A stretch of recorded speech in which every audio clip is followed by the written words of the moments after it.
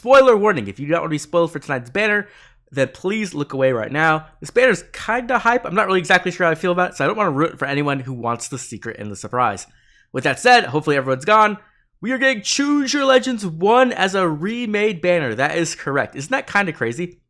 So we are getting 2 Harmonized Hero and then also Vanitas. So we have Harmonized Ike and Roy from CYL1, and then we have Harmonized Lynn and Lucina from CYL1, Ike being the lead, Lynn being the lead for this one, and then lastly we have Vanitas. Because remember, we definitely had an OC on CYL1. You just don't remember right. Your memory's kind of fading. It's been a long time. But there was definitely an OC on that banner too. You can't have a banner without an OC. Anyway, let's check out the art a little bit. So you have Ike and Roy here in their CYL1 fit. And it looks pretty good. It doesn't have like the same vibe to me as like the Kita Senri Wada Sachiko art. But it's still pretty good. Definitely kind of cool. And then the same with Lynn and Lucina. Definitely not quite as good in my opinion, but it's decent. It's not bad. And then Vanitas. I'm pretty sure we've seen Vanitas art already, so there's nothing really of surprise there. Now let's look at the actual weapons. Now obviously these are not like perfect translations. These are auto translates, so take it with a grain of salt, but you get the idea at least, right? So we have a green axe Ike here. He is slaying 1. He has a bulwark effect, it looks like, and then he also like gives out a bonus called like Solemn Hero or Radiant Hero, I'm assuming that's what it's going to be called, based off the translation I got. And what this essentially does is you're going to get Distant Counter, you're going to get +5 to all stats, you get 10 flat DR either on the first attack and Braves or just the first attack. It's kind of hard to tell with the translation there. And then you're going to get some kind of special damage boost based off your max special or something like that. We're not 100% sure yet. Obviously, the translation is not that great. He's also going to give out Adult All Effect to all allies with 2 spaces. And then he has like the average stuff, right? He has 15 all stats. He has 25 true damage, 15 flat DR, 15 flat DR versus specials, like an Excel. And then he has like the Lagoo's Friend effect where you get -2 special cooldown before the foe's first attack. So that's pretty good. I think that Radiant Hero is definitely like the big thing here, as that is a pretty powerful bonus. It's like our second version of getting DC support, essentially, right? Like we got that just recently with Valley, but it was like close counter and DC as a drive. But now we can have it as a bonus effect, which is kind of crazy. Now, the big question is like, does he have a preference skill? I kind of assume he does. I hope he does. But we don't see it here. Hopefully, you know, it could be like a rework of Bjork's Blessing. It'd be a B slot. It could be an entirely new PRF, like a new Ether special, which is what I'm kind of expecting. We'll have to wait and see for that one. Either way, it is yet another Ike. We'll talk about that at the end, I guess. And then lastly, or next we have up Lynn and Lucina. And what this does is a little bit more confusing. I'm not really sure. It looks like they have Slaying, they have Flying Effective, which we expect. Then they have like a 3 rows, 3 columns, like support. It seems like it gives attack speed +5. And then 7 true damage, I think. I think that's what it is. And then like maybe some kind of Dole effect or like no follow-up. I'm not really sure, to be honest.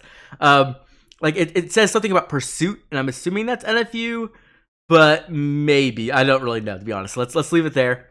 And then also during combat, you get +15 all stats, you get 25 true damage, you get 15 flat DR, and then you get some kind of like special jump, maybe, it looks like. Because you get like internal activation account.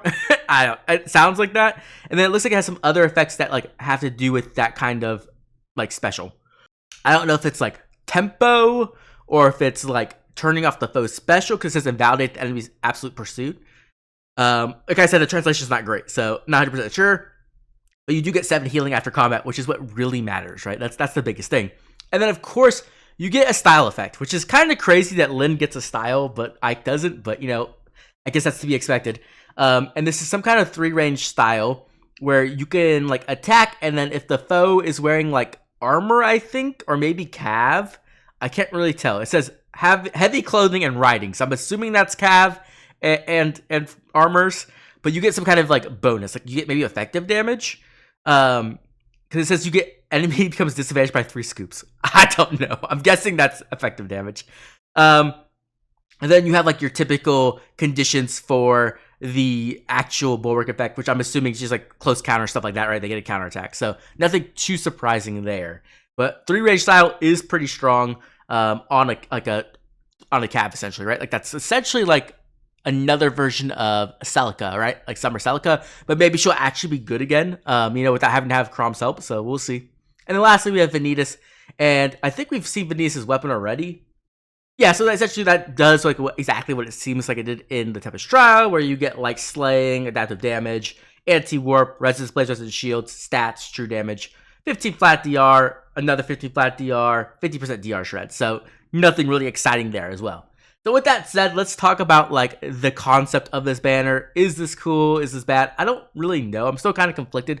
I think everyone, including me, has been calling for CYL1 to come back, but not in this way. When I was saying that, I really wanted like a remix and a refine for them so that they could be usable again, right? So you can use your Gen 1 units again. I think IS kind of saw that and was like, hey, maybe we can monetize this, and went with this. So I'm not exactly sure how I feel about this. I would have preferred to be able to use my old units. At the same time, it is kind of cool to see the old Future Legends ones units back, even if it is in a new unit type.